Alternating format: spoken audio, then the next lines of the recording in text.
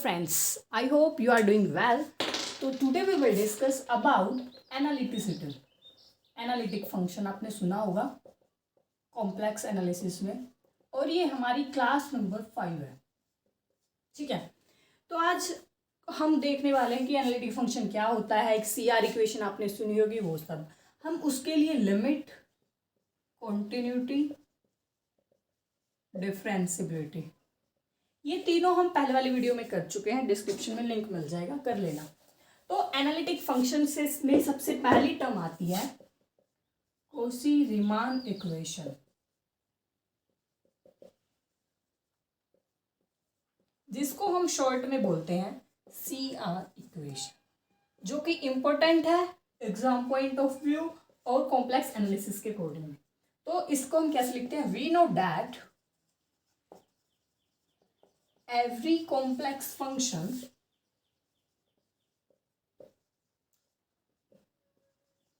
valued function can be written as fz is u plus iv. ठीक है, आपको पता है हम complex function fz u plus iv की फॉर्म में लिख सकते हैं. तो if f does exist at z naught, x naught and y naught, then the first order partial derivative of u and v at x naught y naught satisfy ux equal to vy and uy is minus. So this is called CR. ठीक है, आपको याद तो बस यही रखनी है ये वाली टर्म, बट ये इसका ओवरव्यू है. मतलब ये मेन डेफिनेशन इसकी क्या है. तो यहाँ पर ये क्या कहना चाह रहा है, अगर हमें पता है कि कोई भी कॉम्प्लेक्स वैल्यूड फंक्शन है, उसको हम इस फॉर्म में लिख सकते हैं fz is u plus iv. ठीक है, तो अगर उस फंक्शन का डिफरेंशिएशन एग्जिस्ट करता है, if f does exist at point, मतलब कोई भी पॉइंट हो सकता है, तब उसके first order partial derivative exist करते हैं. मतलब ux uy एग्जिस्ट करते हैं, vx vy एग्जिस्ट करते हैं उस पॉइंट पर. तब हमारी अगर ये वाली कंडीशन सेटिस्फाई होती है कि ux equal to v y and uy equal to minus v x, तो this is called CR equation. अगर हमें कहीं पर भी एनालिटिसिटी चेक करनी है, या हमें ये बोल दिया जाए कि चेक CR इक्वेशन सेटिस्फाई और नॉट, तो आपको सिर्फ ये चीज चेक करनी है कि ux equal to v y होनी चाहिए and uy equal to minus v x. ठीक है, जैसे कि एग्जाम्पल देखते हैं. For example fz is z. ठीक है, इसका हमने कल देखा था, इस फंक्शन की डिफरेंशिएबिलिटी कंटिन्यूअस सब चेक किया था. आज हम इसकी CR इक्वेशन देखते हैं. तो x plus i y, u plus i v लिख लो अगर कंफ्यूजन है, स्क्वेयर, तो u square plus i square v square plus 2i, u square minus v square plus i. ठीक है, ये हो गया u. आपको कंफ्यूजन रहेगी, दो जगह u आ गया ना, इसको x5 में लिख लो, मतलब x प्लस आई स्क्वेयर. तो ये क्या हो गया, x square minus y square plus iota 2x. तो ये real part u, imaginary part v. ठीक है, अब हमें चेक करना है, to check CR equation Cauchy Riemann equation, we have to check ux is vy and uy is minus vx. तो u हमारा है एक्स स्क्वेयर माइनस, तो ux निकालेंगे, uy मतलब x के रिस्पेक्ट में डिफरेंशिएशन, y के रिस्पेक्ट में डिफरेंशिएशन, माइनस 2y. v है हमारा 2xy, vx 2y vy. ठीक है, अब इसके लिए ये सेटिस्फाई होनी चाहिए. तो देखो ux is 2x and uy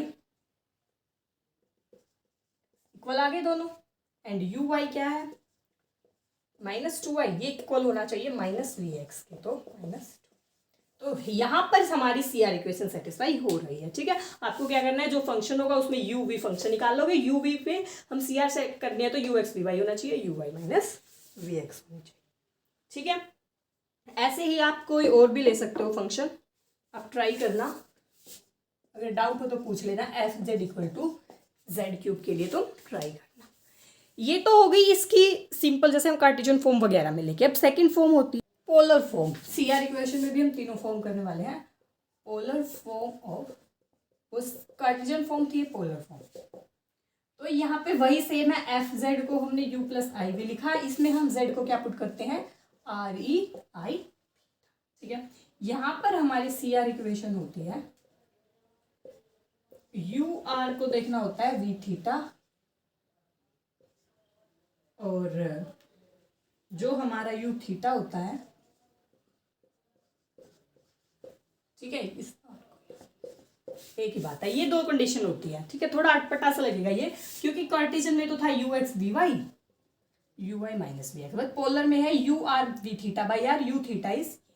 इसके लिए एग्जांपल देखते हैं same, f z equal to, अगर आप एक बात और ध्यान रखो, अब हमने इसी का कार्टेशियन फॉर्म में चेक की थी, ये सी आर सेटिस्फाई कर रहा है, तो ये मतलब नहीं है कि ये पोलर में नहीं करेगा, हम चेक तो सी आर ही कर रहे हैं, बस तरीका अलग अलग है। वो कार्टेशियन फॉर्म में थी, पोलर फॉर्म में थी। ठीक है, तो मैं इसी को दिखाती हूँ। जेड की जगह r e i theta put किया, square r square e two. ठीक है, अब r square e two i theta को कैसे लिख सकते हो, cos two theta plus iota. तो यहाँ पे u क्या हो गया, real part r square cos two theta, v हो गया आर स्क्वायर साइन। ठीक है, हमें चेक करनी है ये, तो यू आर करो पहले, तो two r cos two theta, u theta r square sine minus v r two r sine two theta, v theta two r square sine. ठीक है, अब हमें चेक करना है ये, इसको इस फॉर्म में लिखो, तो यू आर हमारा क्या है, two r cos two theta, और वी थीटा, हमें फर्स्ट कंडीशन चेक कर रहे हैं, तो यू आर किसके इक्वल होना चाहिए, v theta by r, r से आर कैंसिल, टू आर, मैंने उल्टा तो नहीं लिख दिया। ठीक है, वी थीटा, यार कुछ मिस्टेक है, एक सेकंड रुको, यहाँ हमने गलत लिखा हुआ है ना, यहाँ पे इसका करना था ना, टू तो लिख दिया, कोस टू थीटा है, वी थीटा के रिस्पेक्ट में करना था ना, तो यहाँ पे कोस, तो ये दोनों इक्वल आ गए। ठीक है, तो फर्स्ट कंडीशन सेटिस्फाई। अब यू थीटा क्या था, minus two r square sine two theta, ये किसके इक्वल होना चाहिए, आर की वी आर से मल्टीप्लाई, तो two r square sine two theta. ठीक है, और यहाँ पर ये माइनस है तो ये भी माइनस आ गया, तो मतलब ये इक्वेशन भी सेटिस्फाई है। बस कंडीशन याद रखनी है यार, इसमें ये कंडीशन है, ये सेटिस्फाई हो गई ना इस एग्जांपल। ठीक, अब इसमें थर्ड फॉर्म होती है कॉम्प्लेक्स फॉर्म। वो पोलर फॉर्म है, कार्टेशियन फॉर्म हो चुकी है, कॉम्प्लेक्स फॉर्म। तो कॉम्प्लेक्स फॉर्म बिल्कुल सबसे सिंपल है, कॉम्प्लेक्स फॉर्म। इसके लिए हमने जो फंक्शन लिया है, let f z is u plus i v be a, function है जो हमारा डिफरेंशिएबल होना चाहिए, be a differentiable function, and del f by del z bar equal to 0 at z naught, then the function satisfied। ठीक है, एक तो यहाँ पे ध्यान देने की बात क्या है, यहाँ पे डेल जेड बार है, जो हमने जेड का कॉन्जुगेट लिया था उसके रिस्पेक्ट में डिफरेंशिएशन 0 है उस पॉइंट पे, तो वो हमारे सी आर इक्वेशन सेटिस्फाई करेगा। जैसे एग्जांपल, अगर तुम f z equal to z square ले रहे हो तो यहाँ पे तो डेल जेड बार की कोई टर्म ही नहीं है, तो वैसे ही 0 आ गया, तो ये सी आर सेटिस्फाई हो गई। ठीक है, अब सेकेंड बात, अगर हम ये लो, हम मोड जेड स्क्वायर को कैसे लिख सकते हैं, जेड जेड बार। तो हम अगर कहीं पर भी जेड बार की टर्म है तो उसको सबसे सिंपल वे से सी आर चेक करने का वे यही वाला है। सिर्फ आपको उसका डिफरेंशिएशन चेक करना है, उस पॉइंट पे वो जीरो है तो सेटिस्फाई हो रही है, नहीं है तो नहीं हो रहा। अब यहाँ पे जेड बार की टर्म है, तो अब जेड बार के रिस्पेक्ट में डिफरेंशिएशन करो तो क्या आ गया, जेड बार का तो हो गया 1। ठीक है, अब हमें चेक करना था एट जीरो, तो अब जीरो पे चेक करना है तो जेड की जगह जीरो पुट कर दो, तो del f by del z bar आ गया हमारा जीरो, सी आर। ठीक है, अगर हमें दिया होता सिर्फ ये दे दिया, जेड बार है तो जेड बार को सिंपली चेक करने के लिए हमें सिर्फ डिफरेंशिएशन चेक करना है, 1 आ गया। ठीक है, हमें पॉइंट पे भी देखने की जरूरत नहीं है, चाहे यहाँ पे कोई भी पॉइंट दिया होता 0 1 कुछ भी दिया होता। अब ये जीरो तो नहीं आया ना, नॉट इक्वल टू जीरो, तो not c r. Main condition ये है कि जिस पॉइंट पे बात कर रहा है उसका इसका डिफरेंशिएशन जीरो आ चाहिए, तो 1 ही आ गया, किसी भी पॉइंट पे लग लो वैल्यू 1 ही होगी, तो नोट सी आर सेटिस्फाई। ठीक है, ये तो हो गई सी आर इक्वेशन की तीनों टर्म। अब इसी पे है कुछ इंपॉर्टेंट रिजल्ट, वो लिखो। तो सबसे पहला इंपॉर्टेंट रिजल्ट है, if a function fz is differentiable then it satisfy CR।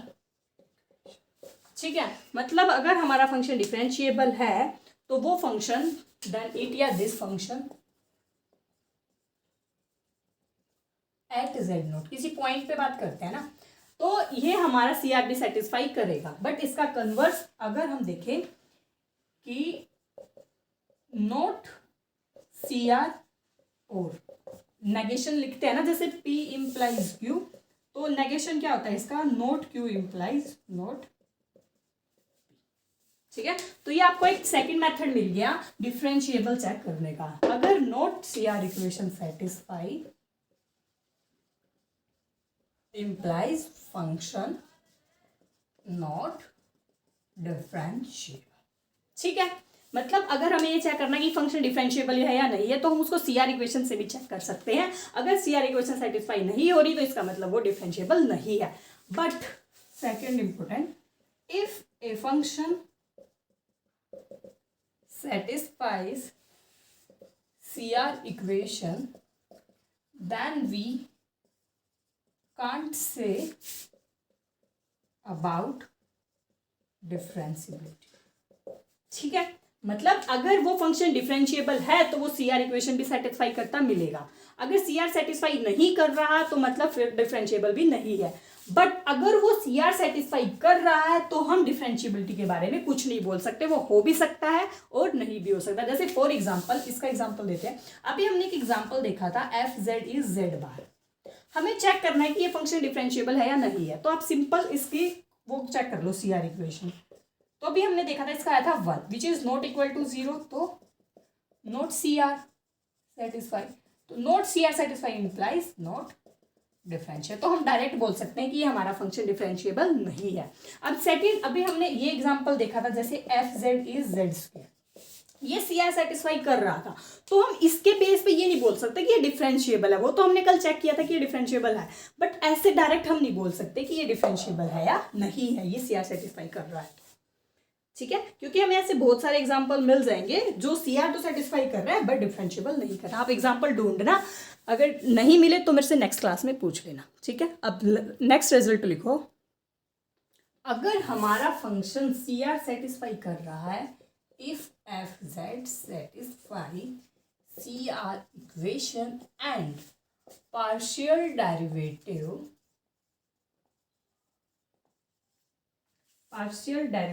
are all partial derivative are continuous at z naught, then implies fz is differentiable। मतलब अभी हमने सेकेंड रिजल्ट क्या था कि अगर सी आर सेटिस्फाई हो रही है, this can't be implies differentiability, मतलब वो हो भी सकता है और नहीं भी, दोनों केस पे हमारे पास। बट अगर वो फंक्शन सी आर भी सेटिस्फाई कर रहा और साथ में जो उसके पार्शियल डेरिवेटिव थे, मतलब यू एक्स uy ये चारों अगर हमारे कॉन्टिन्यूअस हैं उस पॉइंट पे, तो तब हमारा इंप्लाइज कर देगा कि वो डिफरेंशिएबल है। तो हमारा रिजल्ट क्या बने, ये की पॉइंट्स होते हैं, इनको याद रखने का। Differentiable implies CR equation, note CR, ये पेपर में ज्यादा यूज होता है, इनको आप अलग से की पॉइंट लिख लेना। Note CR implies note differentiable, first second third. CR equation doesn't imply differentiable, it may और मे नॉट, हो भी सकता है। बट फोर्थ है CR plus partial derivative continuous implies differentiable. ठीक है, अगर CR के साथ साथ जो पार्शियल डेरिवेटिव है वो कॉन्टिन्यूअस हो जाए एट पॉइंट Z नोट पे, तब वो डिफरेंशिएशन को इम्प्लाइज कर देगा। बट सिर्फ CR से हम ये नहीं बोल सकते। ठीक है, मोस्ट इंपॉर्टेंट रिजल्ट्स हैं जो यूज होते ही हैं। अब एक और सिंपल सी डेफिनेशन देख लेते हैं, एक हार्मोनिक फंक्शन क्या होता है। तो नेक्स्ट डेफिनेशन है हार्मोनिक फंक्शन। ठीक है, हार्मोनिक फंक्शन का क्या है, a real valued function f(x,y) is said to be harmonic function if del square f by del x square plus del square f by del y square is 0। मतलब उसका double time of differentiation अगर 0 होता है तो वो harmonic function कहलाता है। जैसे फॉर एग्जांपल, कोई रैंडम एग्जांपल ले लो, वैसे ही लिया मैंने। ठीक है, अब पहले निकालोगे del f by del x y square, del square f by del x square क्या हो गया, 0। इसमें तो कुछ है ही नहीं, इसका एक बार और करना था। अब है del f by del y 2xy, del square f by del y square 2x। अब हमें तो ये चेक करनी है, तो डेल स्क्वेयर एफ तो 0 ही है, प्लस डेल स्क्वेयर एफ है 2x, तो ये आ गया 2x which is not equal to 0। हमें 0 आना चाहिए हर पॉइंट पे, तभी उसको हार्मोनिक बोल सकते हैं। बट ये तो सिर्फ 0 पे हो सकता है, उसके नेबरहुड में किसी भी पॉइंट पे वो 0 नहीं होगा, तो नॉट हार्मोनिक। ठीक है, ऐसे ही तुम सिंपल फंक्शन ले लो, कांस्टेंट ले लो 2। अब इसका किसी के रिस्पेक्ट में कर लो, हमेशा del square f by del x square भी 0 आएगा, del square f by del y भी, तो ये हार्मोनिक फंक्शन हो गया। ठीक है, ऐसे कोई भी अपने पास से एग्जांपल लेके भी ट्राई कर सकते हो।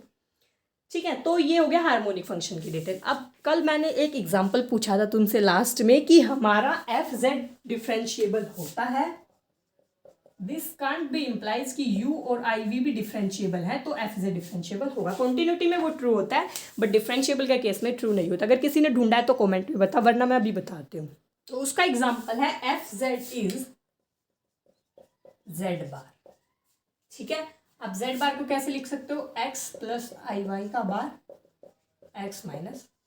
अब यहाँ पे देखो हमारा u क्या है x, v क्या है y, ये भी डिफरेंशिएबल है, ये भी डिफरेंशिएबल है। पॉलिनोमियल फंक्शन है, कॉन्टिन्यूअस भी होते हैं, डिफरेंशिएबल भी होते हैं। बट हमारा जो एफ जेड है वो नॉट डिफरेंशिएबल। अभी हमने इसके लिए रिजल्ट पढ़ा था, डेल एफ बाई डेल, हम इसके लिए सी आर चेक की, वो क्या है 1 which is not equal to 0, तो not c r satisfy implies not differentiable. अभी पढ़ा था ना वो रिजल्ट, इसीलिए मैंने कल इसका एग्जांपल नहीं बताया था, क्योंकि इसमें ये वाली टर्म यूज हो रही थी। ठीक है, तो इसका एग्जांपल आपको कोई और भी एग्जांपल मिल जाएंगे। तो ये हमारा फाइनल रिजल्ट क्या हो गया, if u and if in a function, if in f z, ये हमारा एफ जेड है, if u and v are differentiable then this will not imply f z is differentiable। But continuity में ये true होता है अगर हमारा f z u plus i v की, अगर एफ जेड डिफरेंशिएबल है तो यू भी डिफरेंशिएबल होगा, वी भी होगा, अगर यू और वी दोनों डिफरेंशिएबल है तो एफ जेड भी होगा। बट डिफरेंशिबिलिटी के केस में ये ट्रू, मतलब कॉन्टिन्यूअस के केस में ट्रू होता है, डिफरेंशिबिलिटी के केस में ये ट्रू नहीं होता कि अगर हमारा यू भी डिफरेंशिएबल है तो एफ भी हो, ये जरूरी नहीं है। हो भी सकता है, ऐसा नहीं है कि बिल्कुल ही नहीं होगा, हो सकता है, बट ऑलवेज ट्रू नहीं होता। हमारे पास ये एग्जाम्पल याद रखना, ऐसे ऐसे एग्जाम्पल काउंटर में बहुत यूज होते हैं, ठीक है। तो आज यहीं पे एंड करते हैं, कल नेक्स्ट टॉपिक देखेंगे। तो अगर आपको कोई भी डाउट आप टेलीग्राम पे पूछ सकते हो। वीडियो अच्छी लगी तो लाइक ज़रूर करना और कमेंट सेक्शन में ज़रूर बताना कि कैसी लगी। Thank you.